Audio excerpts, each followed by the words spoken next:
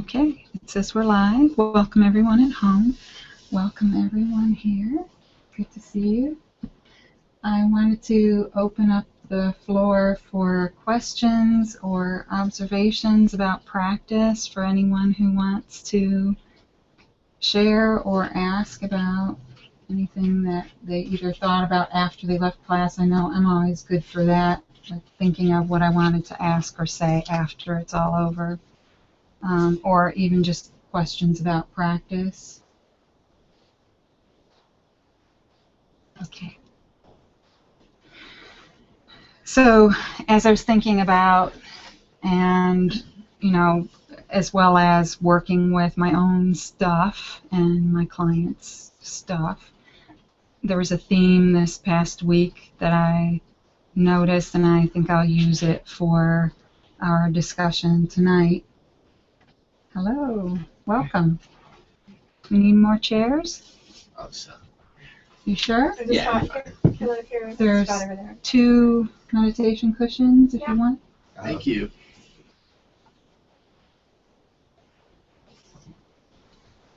Okay. Do you want the one over there? Okay. Thank you. Okay. Welcome.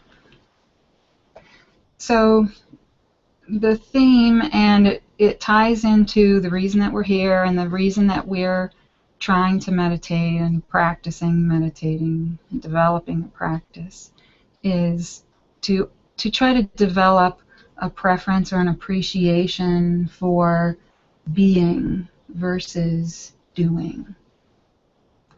And in our society, it's very easy to get lost in doing and to prioritize doing and success over everything else. And for some things, some really important things, to get lost in the process of doing. And we all have various levels and values on the importance of doing based on how we might have been raised or the messages that we came into contact with growing up. So it's part of our conditioning, but sometimes, culturally we get lots of messages, like commercials that say just do it, and lots of advertising for coffee that says, you can sleep when you're dead, and all kinds of messages like that that tell us not to value the just being present, that we are enough just as we are, even without climbing mountains and accomplishing all that stuff that we dream about doing or think about doing or see other people doing or have ideas about what we might do. So I thought that we'd start off this evening, because it's really hard when I talk about these abstract things like being versus doing. I'm sure that lots of people, the first question or the thought that arises for them is, what's that? Being. How do you just be? Of course, everyone is here, so they're, in essence, they're being. But there's a way of being that's different than the frenzied doing that we're used to being engaged in most of the time. And so I thought we'd have a little exercise to start off and see if we can investigate and just touch for a little bit what that might be like. The best way, I think, of all to do this little investigation or practice this exercise is outside, where you can hear lots of sounds, nature sounds and other kinds of sounds. But we're just going to practice it in here to see if you can get a taste of being and what that might be like. Because it's hard for us to just stop doing. The mind wants something to do. It's used to having a task. It's always grasping onto or looking for something to do, something to fix, something to occupy itself. So we're going to give it a little job to do for a couple minutes here this evening as we get started and see what happens. Okay? So you can do this exercise with eyes open or eyes closed, but sometimes it's helpful to close your eyes if you can, because we're very visual. Humans are very visual creatures. And so sometimes it's hard for us to focus on, there's a seat right there. It's Okay. okay. So sometimes it can help to do this kind of exercise, at least starting out, until you get better at it, with your eyes closed, and follow instead sounds and physical sensations. Okay? And plus we're tight in this room, and it might be hard to avoid looking at each other in this exercise, and we don't want to distract each other as much as possible. So what you want to do is first just allow yourselves first to drop in and to be here. So we traveled distances, maybe short, maybe great, to get here, and some of that might be sticky and stuck to us, and the traffic and whatever happened and what was going on before you left the house to come here. So I want you to just imagine allowing yourself to drop into your body and feel yourself be anchored to the spot that you're sitting in right now. And it's not going to happen immediately. So you could imagine kind of like on Star Trek when they beam people up, you're going to beam yourself into this room and wait for yourself to materialize, and I'll be totally present right now.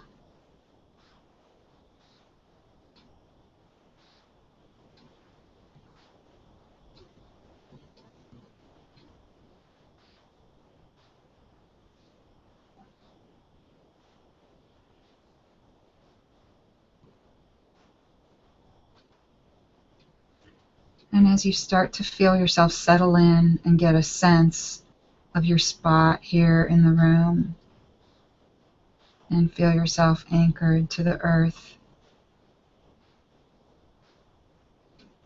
just start to let in, just for a moment, the awareness of your breathing without trying to change it in any way.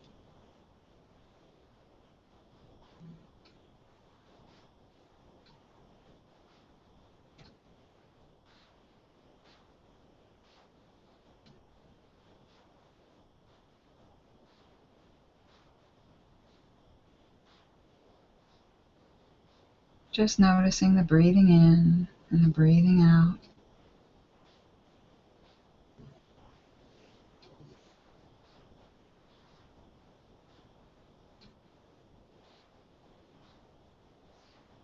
And now slowly, very gently, I want you to release your attention. You're not going to direct it anymore. Just gently release it, like you're letting go of the leash on a dog. And you're just going to follow your attention. You're going to pay attention to whatever attention moves toward. And you're just going to notice, where does it go? And you're going to follow it. Where does the dog go? Where does attention go? It has a natural way of bouncing around to notice whatever it's interested in. And all you're going to do is follow it without judging it or trying to change it.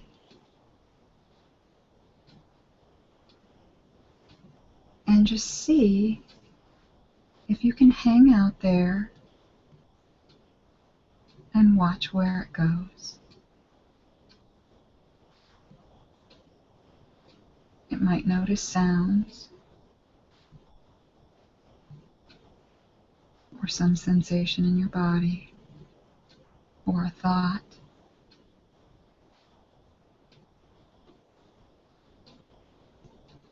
Or things you see on the inside of your eyelids.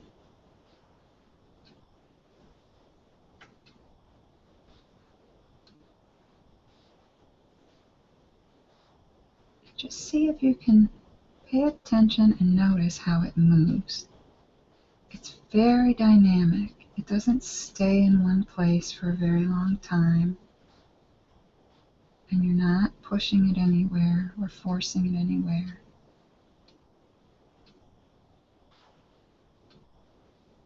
Just following,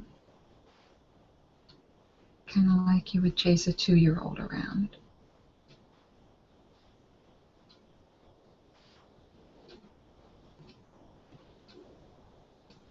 As their attention bounces from one thing to the next, and the next, and then maybe back.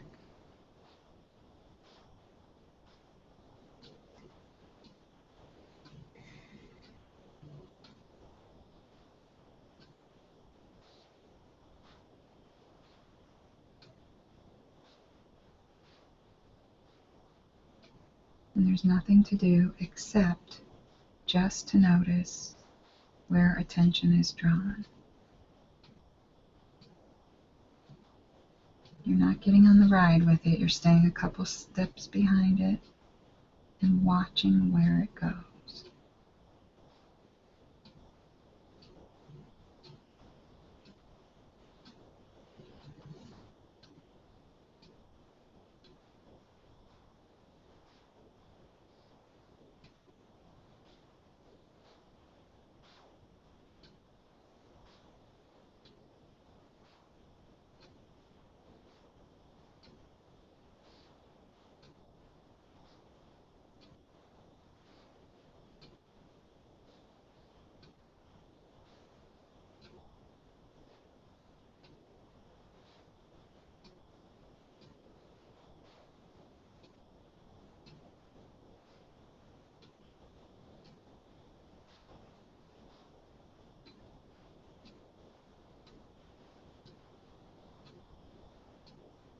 And now gently draw the exercise to a close by coming back and noticing your breath for a moment. Noticing that the breath is still there. Breathing in, breathing out, all by itself. Come back to feeling the rootedness of sitting in the spot where you are, the solidness and safety of the ground, beneath your chair, beneath your feet.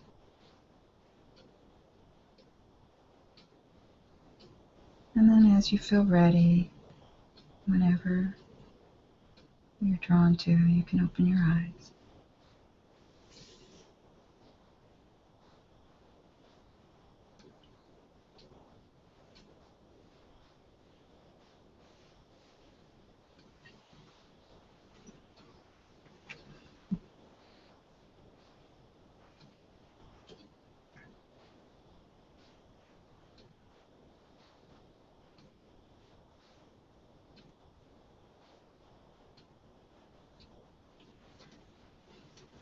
So I'm curious, what do you think about that exercise? Was it difficult? Was it easy? Was it weird? Anybody feel like sharing? I don't know. That was kind of difficult for myself. Like, Uh-huh. I guess meditation, like, in general is kind of difficult for me because every time I start to be able to, like, let go of, like, actually, like, thinking about things, like, not just noticing things, but, like, I can actually, like, start thinking about things, it just, like, I'll let go of that, and then it'll just snap back, and I'll start, Right. I'll, like, just, like, lose it completely. And that tends to happen a lot. But towards the end a little bit, it started to get easier, and I was able to, like, start to let go and just, like what you're saying, notice things, but not actually, like, get into them or anything like that. Yeah. But I guess it just takes a while for me to really get into it. Yeah, it takes a little bit of practice. Thank you for sharing that. Very brave. Thank you. Yeah, we're not used to existing that way. We're used to leading with the mind. And that can cause all sorts of problems because things happen when we lead with the mind because we think we know. And there are so many things that we don't know that we assume we know, and we make lots of mischief, and we hurt people, we hurt ourselves by thinking that we know. And it's just automatic, it's just human, it's just habit. We see potential, and then the mind starts going and it starts planning. how it's going to control everything and aim for that thing that it thinks is the best potential that's out there. But we don't actually know that that is the best thing. We don't actually know what parts we're supposed to do or other people maybe are supposed to do. We don't know what other people are really thinking or intending or hoping. We make a lot of assumptions, and we foreclose the future by making assumptions about everything. And we really know so little about the future. If anybody was really good at predicting the future, they'd be very, very wealthy. Lots of people claim that they can predict, but even the best economists, the best weather forecasters, all the people that are in the business of predicting the future, they've got like a 50% average, which it's not that great. If we could get above 50%, it would be really helpful. But that's just not reality. But we keep trying, right? Because that's what the ego wants. We talked about that movement of I want and I don't want. And so all the planning and controlling is really about trying to make sure we get all of what we want and none of what we don't want. And we miss that while we're spending all this energy trying to avoid what we don't want, that we lose out on a lot. We use up a lot of the energy on the don't want, and we could be putting a lot of that energy toward things that are positive and good. We spend a lot of time worrying about what might happen before it even gets here. So much energy used up on things that are imaginary, that don't even exist. Right? So our practice here is about starting to notice all these things that the mind just does. We've never questioned them before until we start to have some idea that something might not be quite right, something must be up. A lot of times it's our relationships become very unhappy, or our stress is out of control and there's a point where we just can't let it keep going that way anymore. It feels too yucky, or it starts affecting our health. And so we have to do something. We have to start looking.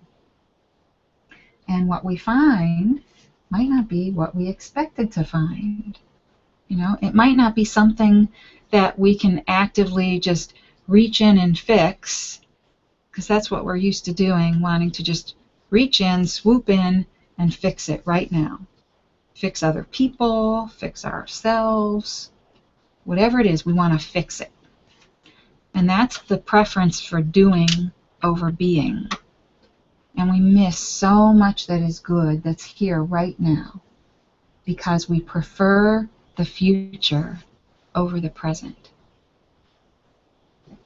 So what do you think happens when we send that message to other people?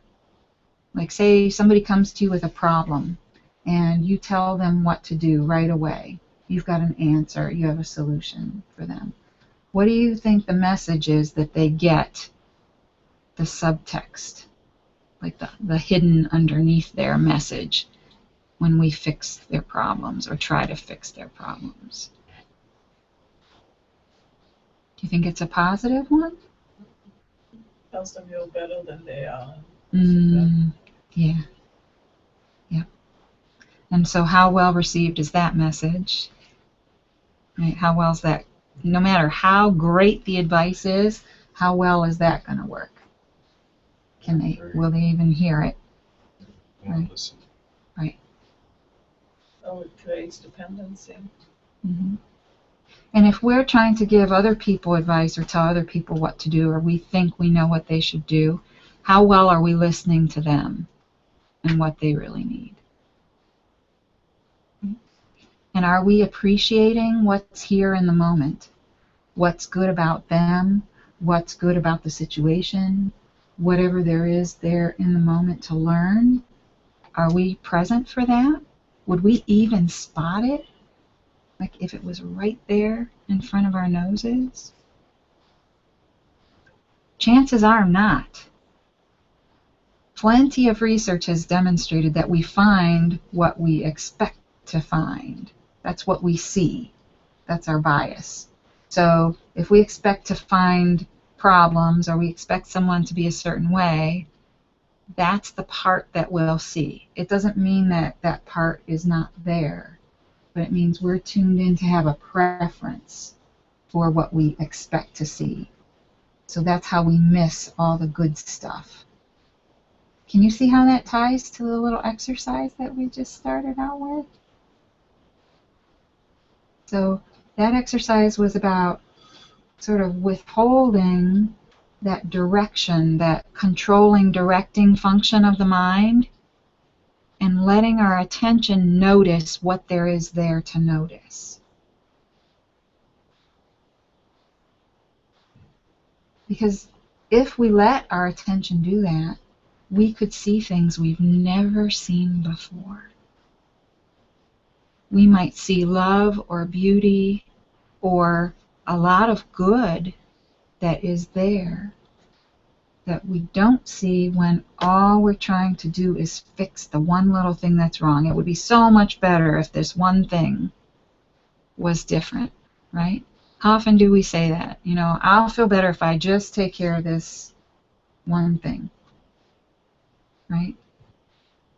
I'll feel better after the house is clean. I'll feel better after I finish school. I'll feel better after, you know, you name it. It does not matter. After I lose this last 10 pounds, it doesn't matter what we fill in the blank with. As soon as we focus on that stuff and we tell ourselves, I'll feel better when, we don't even tell ourselves that. It's something that we assume. We don't really even question it. That's kind of how we move through life. As soon as we do that, we're disregarding, we're not seeing everything that's good in the present. What if you thought that who you are and how you are at your core is basically just fine, just as it is already? Could you just pretend for a moment?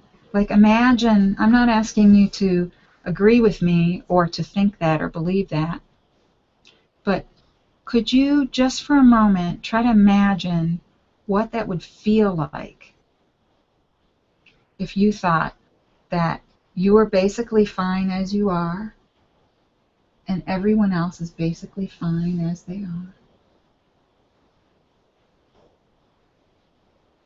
Just for a second, let your body have the experience of what would that be like?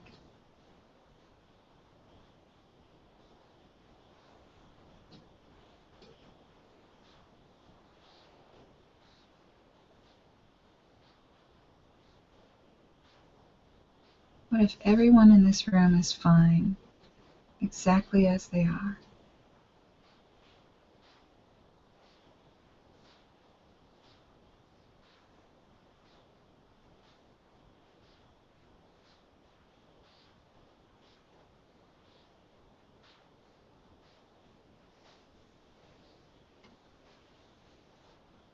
So what's it like? Anybody want to volunteer? What's it like to contemplate that for a moment? What would that be like? Seems pretty overwhelming to me. Why is that? It's just hard for me to fathom that, to imagine that everything is just fine because there just seems there's always so much chaos. Uh-huh. You know, from your thoughts to your activities to Mm-hmm. everyday living things. Mm-hmm. So if everybody was just fine, it would be a pretty nice place, Mm-hmm. but it seems hard to imagine, Mm-hmm. to get my head around that. It's hard to wrap your head around, right? It's hard to feel that. Yeah. Intellectually, I can I know this, I really know this and believe this, but it's hard to get in there and feel it. Yeah.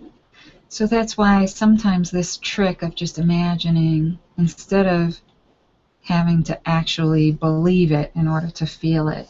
Sometimes we can trick ourselves and try it on and say, so what if I just tried that on for a minute? Try that on. I'm fine, everybody's fine, just as it is. It's all okay. There's nothing I have to do. There's nothing I have to fix. What if you just let yourself believe, even just for the time that you're in here tonight? Is that more doable? Or could you pare it down as small as you have to? Next 5 minutes. Could you try it on for the next 5 minutes? What if, just for the next 5 minutes, everybody in here is fine exactly as they are, right? So, I'm fine exactly as I am, and you're fine exactly as you are. Nothing needs changing or fixing. That's easier Okay? Okay. than just I'm fine. Okay. But All right. So, when I come to a place like this, for me it's easier to be here while I'm here and not think of when I get finished, although there are those thoughts that creep up and go, okay, when I'm done here, I need to go do that. sure. And what I did before, did I finish that? But I Right. think sometimes when you get in a room like this where there's this kind of quiet, the room feels quiet. Mm-hmm. You know, it's not Mm-hmm. vibrating so loud. Yeah. And, the power of shared intention, all this energy of intention in this little space all at once, and we get to make and participate in a bigger energy of quiet and intention to experience quiet than just our own little piece of energy.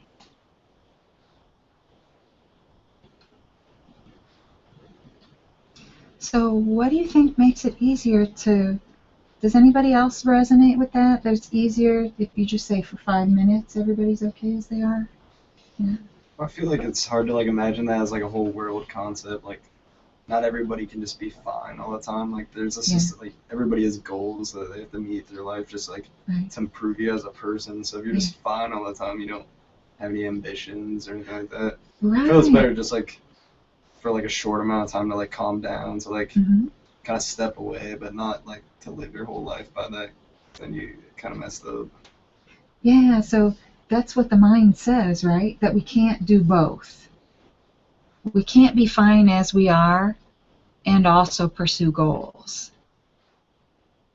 That's what the mind tells us. That it's all just going to go to hell if we think that we're fine and everybody's fine, right?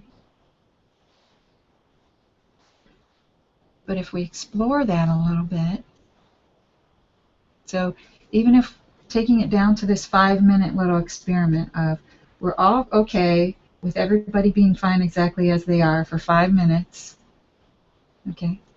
So what do we notice when we do that? Just here right now for this 5 minutes in the room. So, Relaxation and easiness. mm-hmm. Oh, I thought it was a question. Sorry. I was filling in the blank. Well, I'm specifically asking you to notice that the thing that the mind says will happen, that would be really bad, doesn't actually happen in this. I don't know, we still have 2 more minutes, so. But as far as I can tell right now, nothing bad is happening. Right? Right? Because we're saying we're all fine, nobody's getting up and beating somebody else over the head, or, right? Nobody's saying, oh, I'm fine, I can just do whatever I want and behave as badly as I want. Right? I don't see that happening right now. But that is what the mind says. That's dualistic thinking, that it has to be either or. So I can do this for a little bit just to relax. I can tell myself I'm fine just for a little bit. And then I have to tell myself I'm not fine in order to go pursue all those goals. right? But it's a good idea to question that assumption. Lots of researchers have questioned that assumption. They ask questions like, what's most motivating? Is fear motivating, or is praise motivating? And they find that fear is motivating for very short periods of time, because humans aren't built to sustain the kind of stress we actually put on ourselves or endure chronically over the long haul. And lo and behold, the research says that when we tell people how good they're doing, it makes them want to do even better. So this isn't just airy-fairy stuff that I'm proposing. This is real. There's actual proof, scientific proof, that we are much more motivated by things like thinking we're basically okay than we are by thinking I'm terrible and I really need to shape up. I really need to change. And, in Buddhism, they call that, in Buddhist psychology, they call that self-violence. Dalai Lama calls that self-violence. And we're constantly not accepting ourselves as we are, because it's difficult for us to conceive of a world where we're at the same time perfectly fine as we are and striving to do better and help others and be kind and loving and do better. But if we look, what we'll find is those two things are not actually in conflict. We might learn in school logical deduction and mathematical deduction that tells us, 1 plus 1 can only equal 2. So there's only one answer to every question. It can't be both. We can't have two answers. But part of growing up, like as we move through the end of high school and through college, there's this process we go through of learning that there's all kinds of ambiguity, there's all kinds of gray. And we learn how to start tolerating this ambiguity and all this grayness that's there in the world, and how we can actually have two things be true at the same time. Like chaos and knowing we're basically okay. There can be chaos, there can be lots of busyness and lots of stuff going on. It doesn't automatically make us not okay at our core. Depends on how you let the chaos affect you. Well, you can be in a world that's full of it, but inside here, you can pull that calmness. Right. And here's the trick, though. Even when you don't feel the calmness, does that mean that what you are, who you are, is not basically okay still? Even though there's a storm on the surface of the water, does that mean something's wrong with you at your core? I think so. And so what if we all knew this? What if we all knew that no matter what kind of storm is raging on the surface, that there's a certain depth when you go down and suddenly there's nothing. And it's always there. It doesn't disappear just because there's a storm, like the ocean, right? The fish don't all freak out when there's a storm up top. They just go down a little lower. Right? So let's see how we do it on time.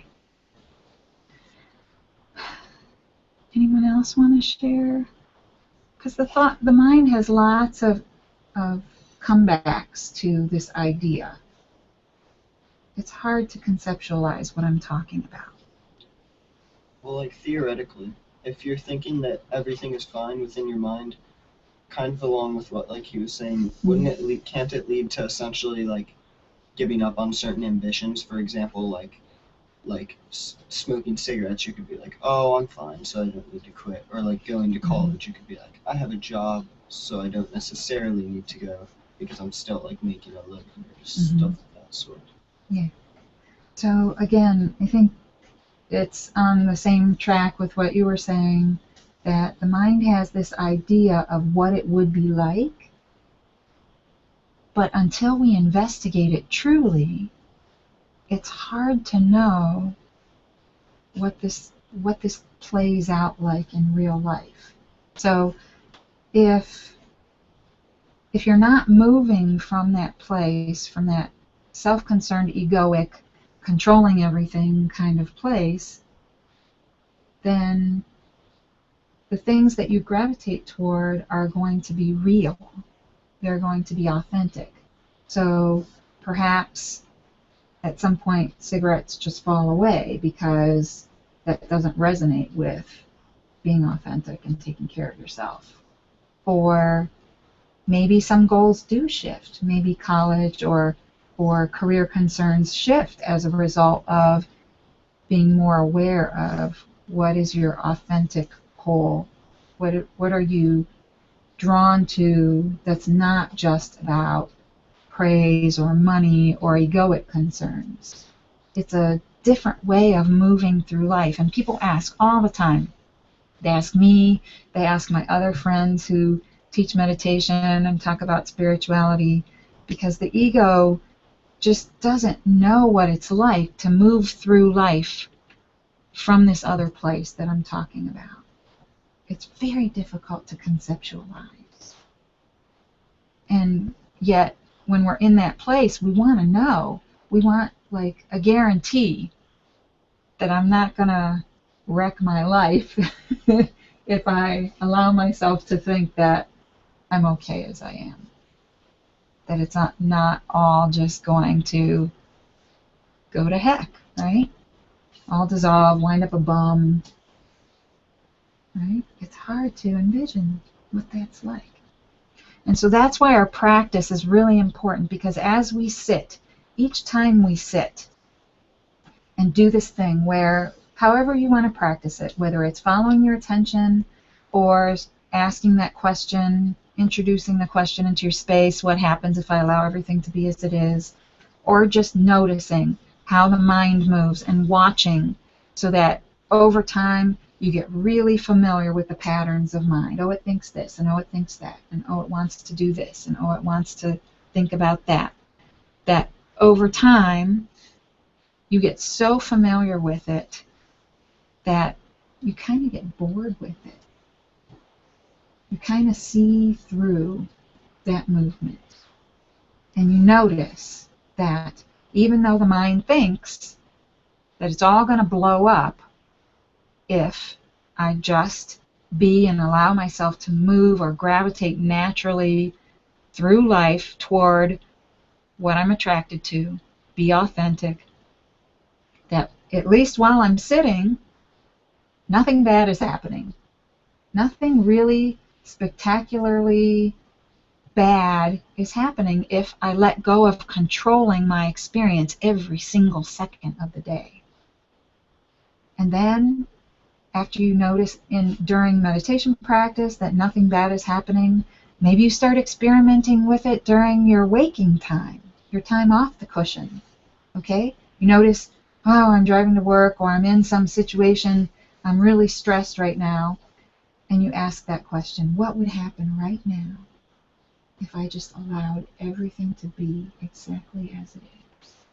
And you test it out for a second, for a minute, for a half an hour, for the whole day, and you notice what happens. You can still eat and tie your shoes and do your work, right? You can still do all of those things that you need to get done without having that clench in the gut, that feeling like I have to control it all, or else, right? We don't even know or else what. Could that be self-compassion? Yeah. So then when you go to college, it still continues through being a student. You don't have to be hard on yourself. Like, I'm not as smart as somebody else, or I'm not as good at different things, but just accept yourself that you're good enough to do what it is that you do. So, like, really not in contrast to Right. your own goals, just being more aware that you're That your sufficient, worth your worth. is Yeah. not equated with doing, with activity. We all have worth because we are little pieces of consciousness here, sitting here, looking at each other, right? We're all consciousness in different forms. And we have worth because of that, not because of what we do or what we accomplish. And the ego objects to that, right? And so that's conditioning that we might have to examine. If we see that it's destructive in our lives, that that point of view is causing trouble for us, that there's self-violence there or lack of compassion there, then there's something to investigate. And the way to know if there's something to investigate is it doesn't feel good. So we're set up that way. We are beautifully, wonderfully, fearfully made so that when we feel like crap, that's the signal. There's something here for me to look at. And if we don't keep looking out there when we feel like crap and pointing at it's something out there that's responsible for me feeling like crap, when we start to look here and notice our own experience and not run away from our own experience, that's when we can start to make some change. That's where the real change happens. That's when we can start to be self-compassionate. We can start to see how we have abandoned ourselves, essentially, every time we start looking out there when we feel bad.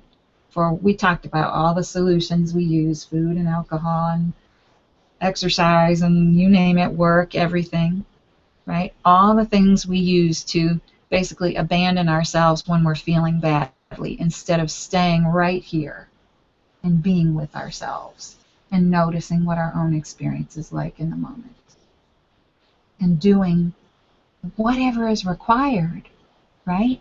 So sometimes it's pure self-care, hungry, tired, bathroom, whatever the thing is to take care of our body. That's what it means to be human and to be here on earth. We have to take care of a body. And sometimes our spirit needs care. Sometimes our emotions need care.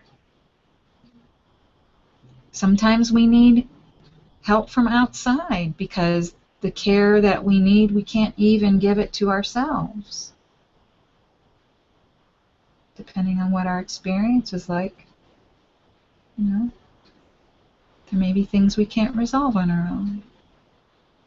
But we would not know that until we start to pay attention to what our own experience is. That's the very first step here, is really just starting to pay attention to and value what is my experience. My personal project in my downtime that's running in the background, my work that's on my back burner, always running in the background, is how can I come up with ways to help people start to notice and appreciate their own experience right here in this moment. Because mostly we all ignore it, disregard it, don't value it at all, don't even notice.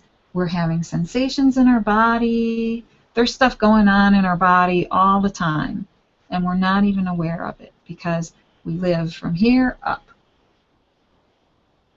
for the most part. And even when we're exercising, it's like kind of like the body's a machine, so we're using it but we're not really connected to it, even while we're using it. This awareness thing is what we're talking about. How do we get that? How do we get to a point where we even care about being present or care about awareness, right? So if anybody has ideas, I'm happy to hear any of them, any ways that you have come across that have helped you learn how to be present or to appreciate the present moment. That book. That book helps? Yeah. Yeah. I'm Okay. 30 pages through it, and that book is that would be very good for people to read that. Take the self-compassion. Yes, Yeah. it really does.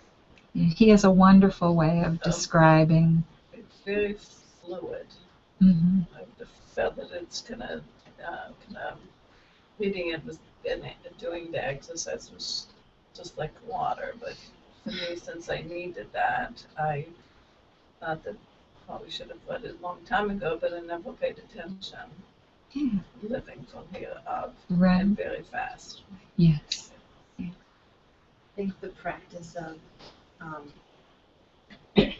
trying to know that everything is okay the way it is like the opposite of comparing what you think you should be to what other people are doing. And just like as you guys were talking about that, and I was thinking of some of my own experiences in like the past year, how far I've come with that of like when I really do feel like everything is okay as it is, and I'm where I'm at today, and it means more to me that when I let go of the comparisons I should be doing and where I should be at this point, and then I take even more care of myself. I think it's like you let go to, I don't know the best words to like like letting go to take more care. I find like I'm taking better care of myself and protecting that space more of like what it is that like you pay attention more to what you're really drawn to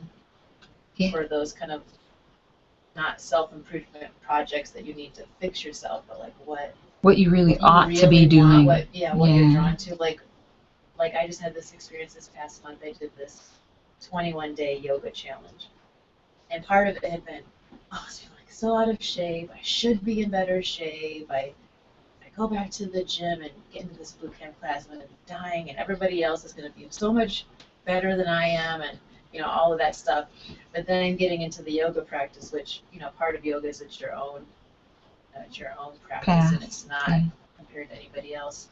But as I was doing that, then I was feeling more in this place of like, oh, I'm okay. I'm really feeling like okay right where I am, knowing I'm in a classroom of people who might be able to hold this position longer or do this back bend deeper or do something else. But I was feeling like, for the first time, I really feel a little bit more like, okay, right where I am, and not that I'm going to let go of everything now and, sit on my butt and never work out or, But I started to feel more of like an authentic kind of draw towards like, oh, this class feels good because I got to sample all these classes. And then other experiences just came up in that month. Like I had all these amazing experiences with other teachers that I met or other students that I met, and great conversations and experiences that all just felt much more drawn. Like I felt much more drawn to that because I was letting go of where I thought I should be, and what if I did this and this next to like fix myself, then I'll feel good. Yeah, so you're describing a way of moving through life that is more coming from here, from your authentic self, instead of coming from what the mind tells you ought to like. I mean, that's happened to all of us, right? Like we sign up to do something because we think it's going to be fantastic.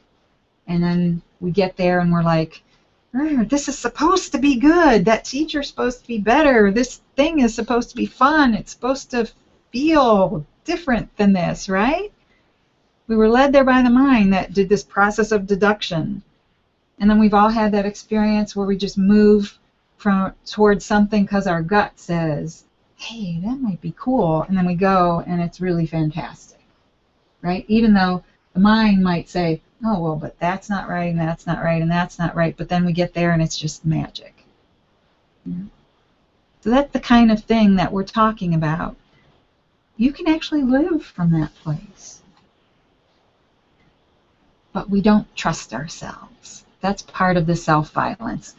We don't trust ourselves. We're taught not to trust ourselves. And that's just part of our conditioning. And it's deep conditioning, it's very strong to not trust ourselves. And until we start to experiment with the idea that we actually can trust our authentic self, we can trust that part of us that is drawn to things and tells us, oh, say hi to that person, or try that, or do this, and don't do that. That we can actually trust this other intelligence. We have a mind, and it's very useful. But we also have another intelligence, another part of us that some people find we access through the body. Our body sends us signals that let us know bad person, good person, without the mind really getting involved in that. That's good for me and that's not. Just this innate knowing comes out of nowhere. We have no idea where it comes from. A way of protecting ourselves and taking care of ourselves. I think that one of the proofs, especially for the young people, is that they're individuals who are very accomplished and they have lots of degrees, they have high status, but they still commit suicide because they do not take care of themselves on the things that actually matters. It's not what everybody thinks about them, how much money they have or how much fame they have, but that I think that's self-compassion to say that I'm just as important as the other person, and I should be as nice to myself, at least as I am nice to other people. I think we forget to do that. Yeah. And at the core, I really do think it is about this question of valuing being over doing. And I want to encourage everyone here who has any interest at all in continuing to investigate this in your own practice or continue to think about it on your own, this idea of being versus doing. And what do you think of that? And what evidence from your own life do you have that doing is more important than being, or vice versa? Okay. So any last questions before we stop to practice for the evening? Okay. So we'll take a short break and then make sure your cell phones are off and find a comfy spot and we'll meditate. Okay. Cynthia, are you learning your Did you say you started reading it Sorry? self-compassion? Are you learning your mindful practice? I put it down for a little while, but I just picked it back up. If you don't need it, I try to get at the library and all the copies around. I know, that's because I There's told just so many good books. Yeah. It's hard And to. I probably No, should I was just buy it, thinking, but have you I heard, like like, the library first. I You know how I thought can that's It's really interesting, and we But I don't want to take it. I'm not really using it. yeah, and I bought this one. So you're welcome to borrow it. All the others, I just decided to start with that one. Yeah. Because that Because one, you were drawn to it. You're going for that place. after being in the hospital for 4 days, but with some heart issues, then it was like, yeah, it's time. Yeah. To do that. It's just as much really. Stress. You got all night? All of my. Yeah. Stuff little girl. Yeah. Sorry? Yeah, that little my girl. style. Does she have a High name? stress, Nice. type A Yeah. personality. So she talked you guys all into coming Oh, yeah. Get me to my grave I really used to live fast. here, and And actually, if I don't make some they changes, told me about it. So I came back. I decided. here? really am healthy. All my tests were fine. What Yeah, it must be. have you been through? How My did you job get and here? everything else that I do. Yeah. So I Um, resigned from like some things well, and been at home for about a week and a half doing absolutely I nothing, think and the whole my world whole did not life I had collapse. this feeling like Just there was everybody's just, something else that waiting till I get better and wasn't getting. but Uh-huh. it's I gonna didn't be, know. it's very difficult And to you try to change in like a few weeks. go It's inside and it's been, find myself and couldn't has to be find some anything. transformation. And so I I would found the get book, kicked out of the book Sunday really school at resonated with church me. This because physics theme I was asked so questions that very I wasn't real supposed to to. And mine. So Um, today's I was and meditating, for quite sitting a long outside, time, listening. He has I this was exercise where you pretty listen. unhappy for a And he while said, oh man, and now didn't you know probably why, tried to and just categorize kept it, and plugging you know along what and kind of trying to sound go that back was, and he said, well, and try that figure again out without career, and she categorizing and never without called to me, interpreting. so I And was so lined up for a my career mind in is like, academia, it's, and I think for I'm happy. Yeah. to And that, you're always interpreting, and it's always, that's what, yeah.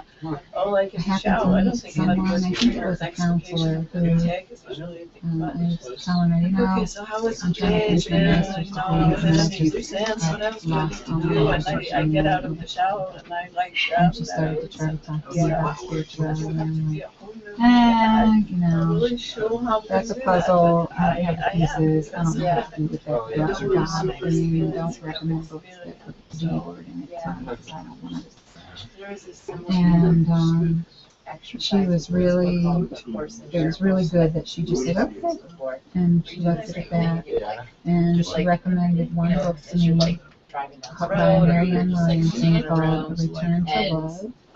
you just try to look at She's things a person try to who see if you're teaches or talks about not things based identify on a like book the called A door, Course in Miracles. lampshade, picture, pillow, you know, like, can you just like And so that's see got the it G word all without over the trying place to in it. identify it? And she says, just get that word out. because Read there's it so much anyway I'm and doing. ignore that Yeah, word. yeah. So I read it do so and much.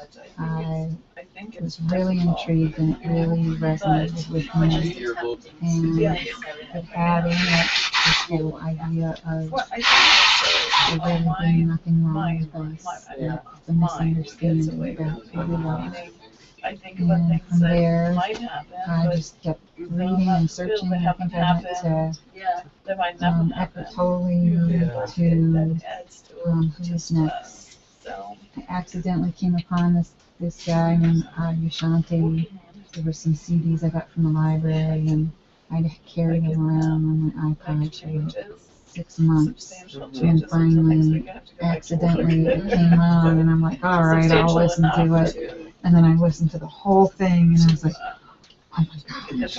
You know, Yeah. he said things in a way that just really made sense. And then just more reading and searching, and then in 2011, I investigated with some person who did this thing called direct inquiry with me, where it's kind of like a dialogue you have with someone about the nature of being, and anything else keep that might be pointing, nice, Oh, unless give yeah. you it's homework and tell you to go look and go back and look. So And one of those things I, that in like 16 take hours, better I care of had a yourself is shift, like and protecting that, you know, the space now like I'm doing this. Oh, things so that's I, what the company's called?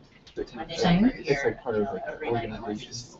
well, Mind Body Spirit Academy is just a blog and a name I gave to it because I like the Khan Academy.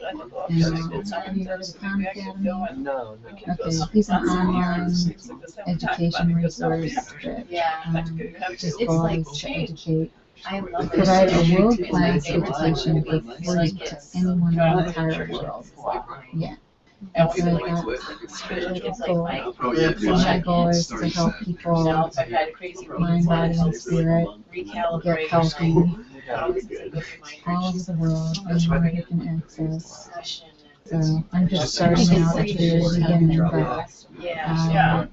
the energy dropped away from my academic career, and I don't know how or why, but I wanted to get into counseling. So what precipitation? And I felt moved to start teaching meditation. So I've been doing this for 4 years. I And really couldn't. this is kind of like, I wanted to be through. this part of my job is This my is- favorite this is process, awesome. like helping people wake up. Yeah. The public service that I I know. provide. That's awesome. People, so. That's so fun. And it's fun. Yeah. It's super easy. I would, have you just started doing it here? My friend That just was told me kind of about it sort of my last week. experience I had. Oh, Like, I don't think of I've myself been listening. in this spot for a couple of years, and then I was a little bit further down High Street for a year and a half. Really bad ones. And it looks like now probably Years need ago, to and find one about new 2 years space. ago, And Oh, bigger yeah. I space. started going to therapy a little bit. That's awesome. Just like, I think when you do, like, We can start to talk get in touch with about that it place, like, sounds good. things just What was your name? fall into your lap, you know? And I was wanting to find a meditation practice, and was researching Thank you, and just darling. Googling. Did you get the book? Meditation workshops and stuff. It's just the Does it help you inside? Everybody ready? Do you want to turn any more lights out or anything else to get comfortable? You can if you want. I know that the sink in there makes some strange gurgly noises or something, so that could either be, Is that a little babbling bird? yeah, not quite as pleasant as babbling, but Jen?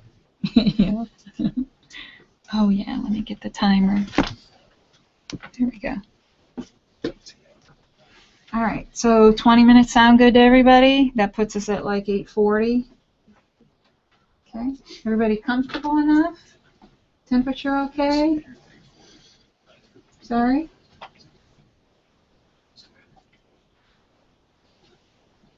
Okay. So just like last time, just as a reminder, you can't do it wrong. Whatever your experience is this evening, and however you perceive your experience this evening is just fine. Even if you don't believe that you're just fine yet, you could just hang on to this idea just for the meditation practice that however you experience it is just fine. Okay. So you can close your eyes if you want to, and just start to get anchored to your spot and get a sense of your place in the room. Allow yourself to drop in and be back totally in the room again after being away for a moment.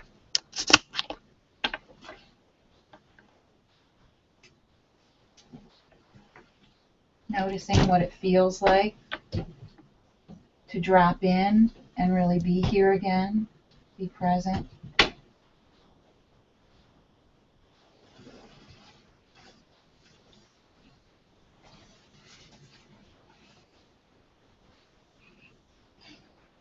Just continuing to get a sense of your spot on the earth. We're all safely anchored to the earth by gravity that we take for granted every day. We're not flying off the face of the earth even though we're moving at great speed.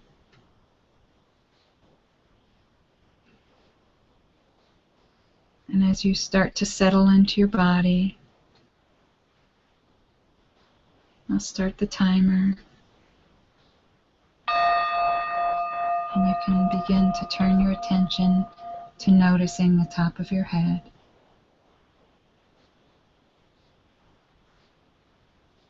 Just noticing whatever sensations you find there on the top of your head.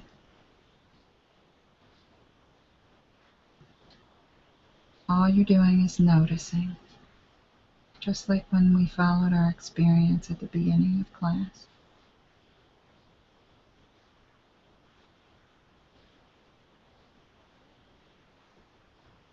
And then allow that spot on the top of your head to be exactly as it is as you move your attention down, gently noticing your face.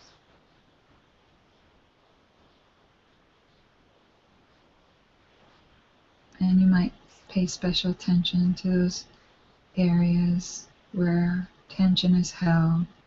perhaps around the eyes or the mouth. And notice where your tongue is in your mouth. Can you let it drop? Can you unclench your jaw? If your teeth are clenched, separate them slightly. And sometimes people find it's more comfortable to meditate with their lips parted slightly. But however is comfortable for you to relax your jaw, that's what's best.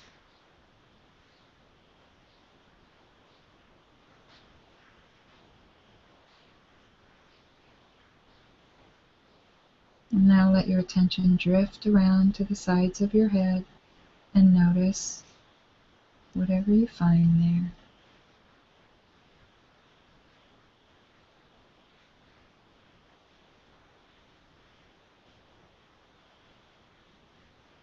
You might imagine allowing your ears to drop slightly as a way of releasing any tension that might be there, your temples or the sides of your head.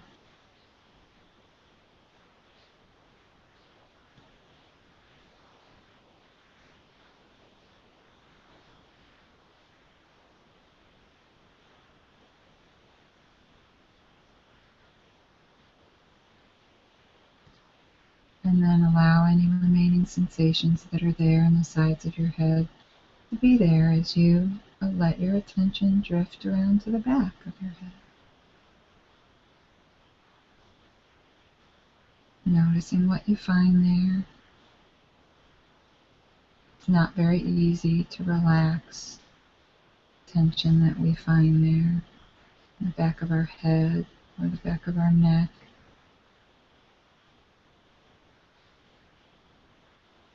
So first just notice what you find.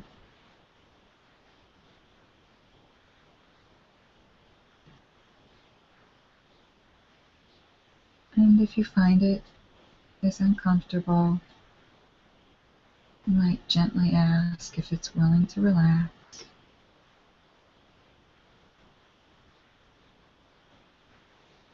And open to receive any relaxation that occurs as a result of your request.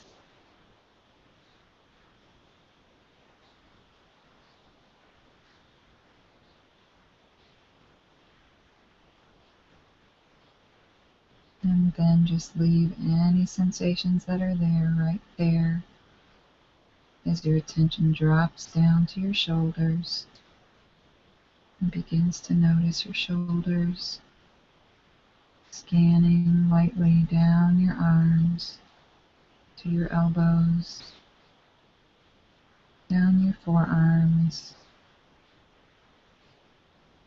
noticing your hands all the way down to your fingertips.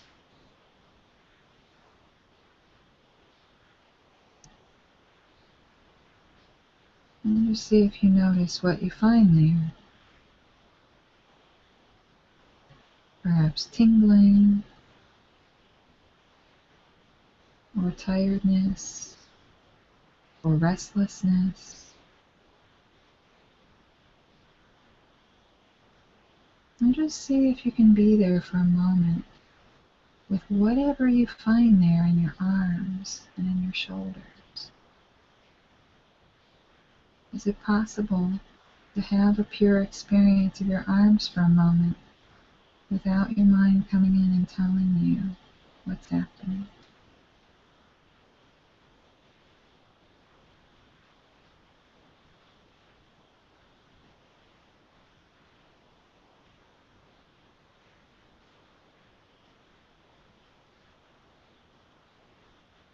Now withdraw your attention slowly, gently from your arms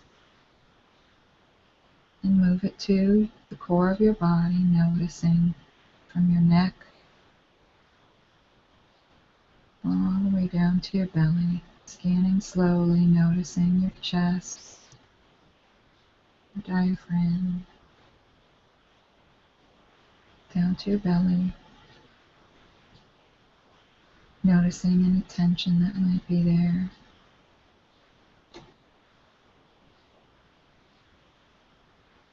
sort of armor that we carry around of tenseness in the front of our bodies.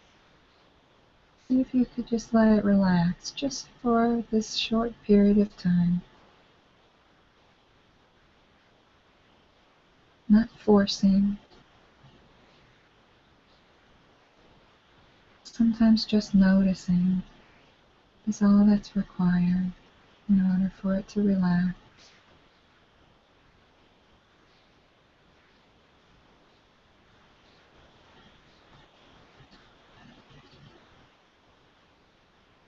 See if you can allow yourself to be fine with whatever you find there.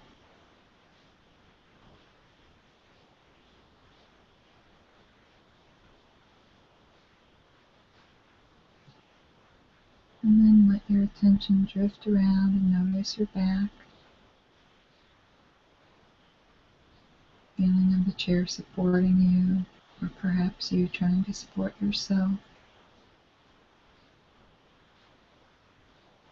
And then notice the chair beneath you.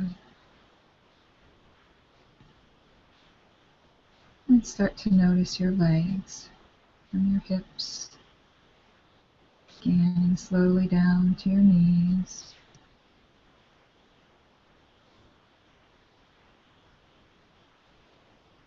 And then past your knees, down your shins and calves, to your ankles. And noticing your feet, all the way to the tips of your toes. Just noticing whatever you find there. Whether it's tingling, or tightness, or restlessness, or nothing at all. Your only job is to notice.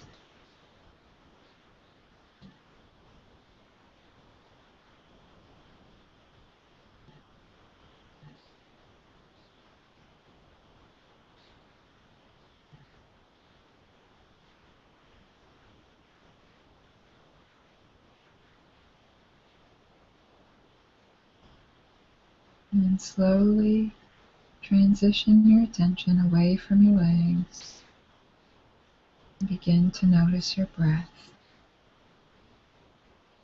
without trying to change the breath or do anything with it.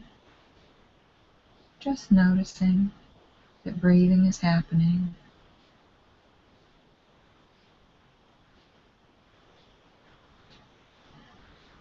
Noticing the sensation of breath, of the in-breath and of the out-breath.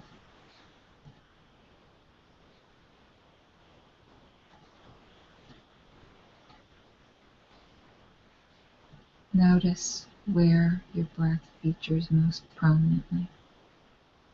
Where does it catch your attention the biggest? Is it where the cool air enters your nose? Or is it the sensation of air in your throat?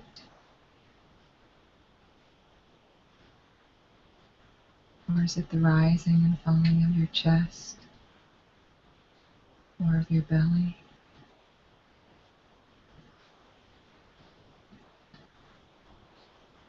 What's your experience of breathing in this moment? Not your idea of breathing, just the pure experience, the sensation of breathing in this moment.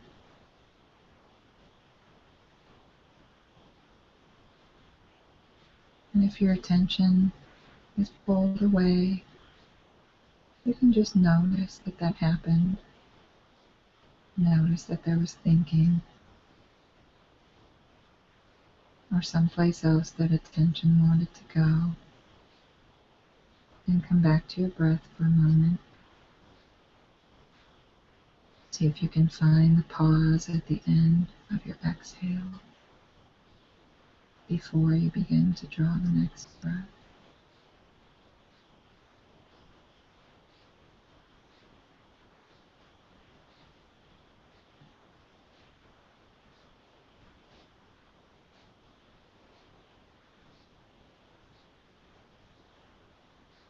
And if you like, you can use the breath as the focus of your meditation for the rest of the time, or you can start to allow other things into the space of awareness,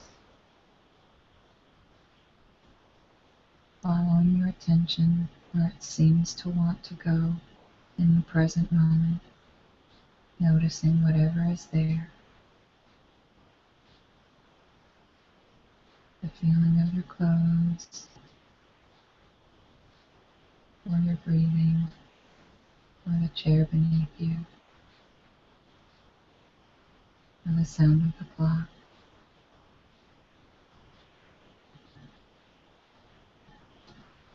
Or the sound of the AC, or the temperature in the room.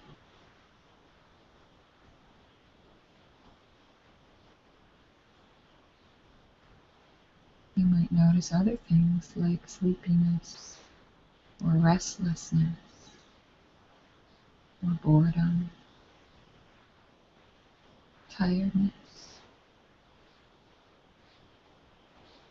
And all of these things are allowed.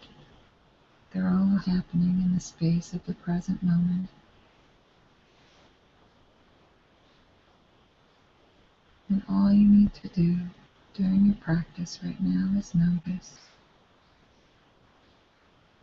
Don't have to do anything about whatever's happening in the moment.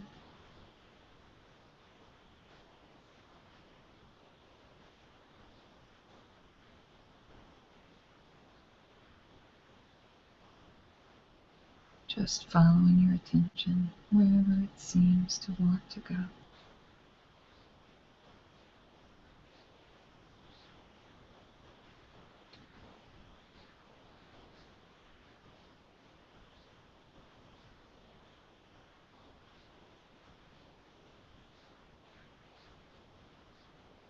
Not hanging on too tightly or too loose. Staying just right in the middle. Relaxed, but still alert. Still noticing.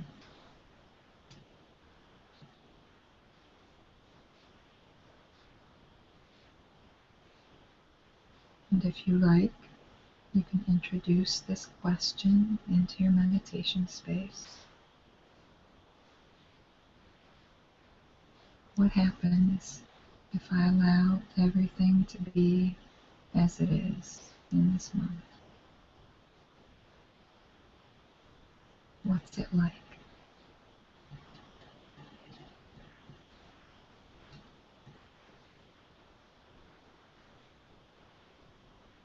What happens if I let go, even let go of the meditator, the one who's trying to meditate well, to do it right?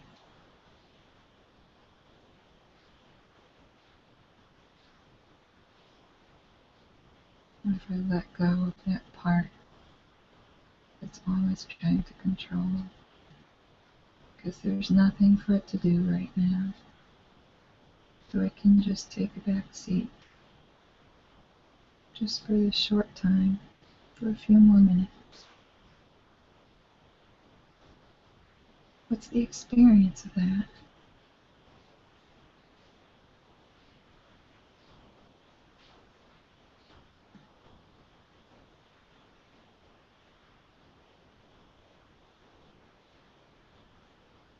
What's it like to be without anything to do, without thought,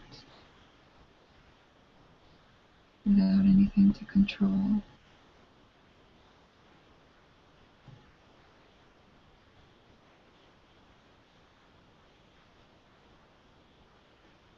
And if you get carried away by thought, You can always just come back, either to noticing your breath or to remembering that all you're doing is experimenting to see what it's like to allow everything to be as it is, just for this short time.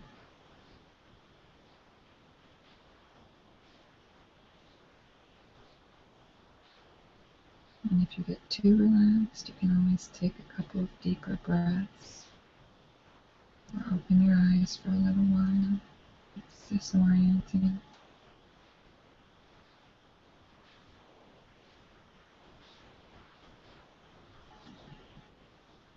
All you're doing is noticing.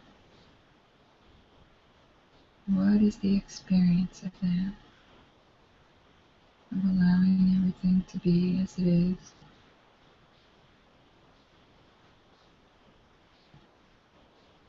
And it can be disorienting because there's nothing for the mind to do.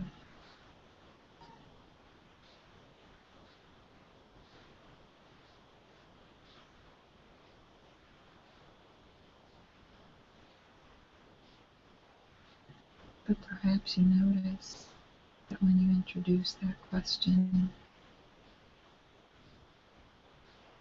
there is no answer. There's an ocean of quiet. A feeling of spaciousness, expansiveness.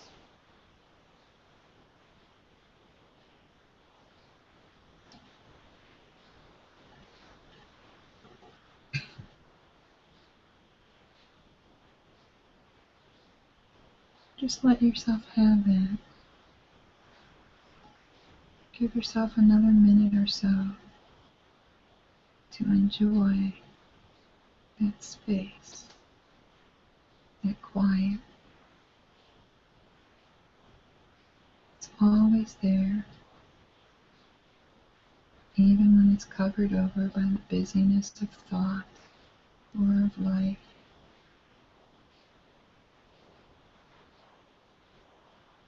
Just like the waters deep below the surface of the ocean, this part of you is always there.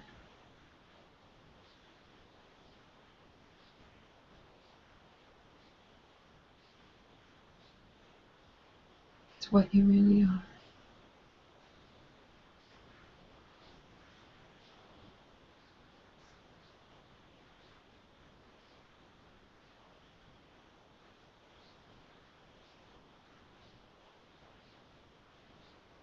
You might set an intention to remember that. This part of you is always there, and all you had to do to experience it is nothing. All you had to do was just be.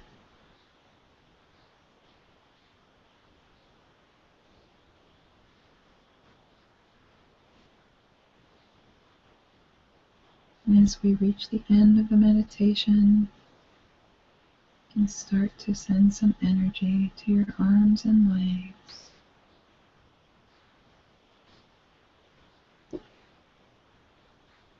Fingers and toes.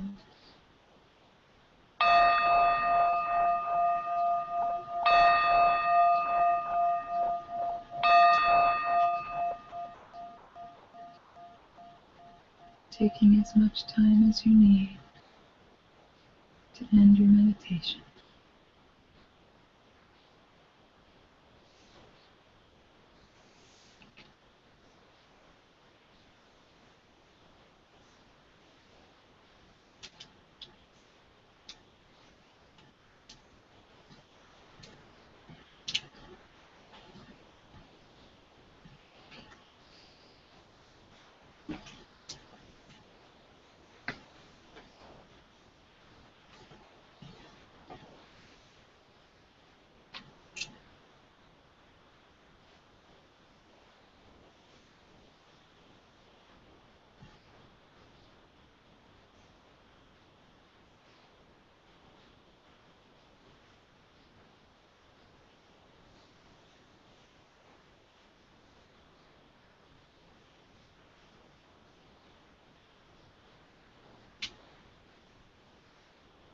Thank you all so much for being here this evening. Namaste.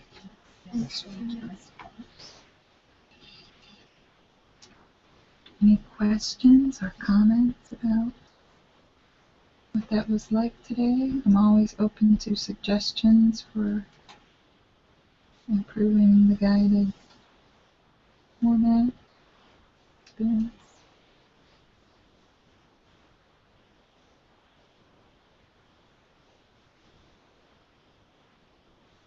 As always, feel free to contact me outside of class if you have questions about practice or thoughts about anything we talked about here tonight.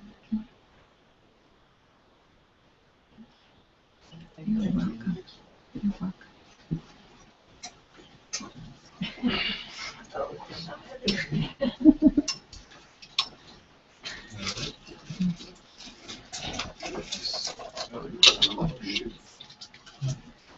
I'm not sure that I got to meet all of you guys. My name's Garrett. Garrett, nice to meet you. Thanks for coming back. No problem. Oh, I'm Mark. Mark, nice to meet you. Michael. Michael, nice to meet you. Thank you. You're welcome. This is a lot better than last week for me. Oh, good. Yeah, what do you think made it different? I guess I tried it a couple times at home as well, and I just think it's easier for me to like set into it as I like the more I do it, you know. Yeah, I just think it was a lot better than last week. So I keep doing it, yeah. I'm just. Justin, nice to meet you. Thanks for coming back. How was? Oh, good. Sorry you got stuck on the floor. I like it. It's a different perspective. Yeah, it does.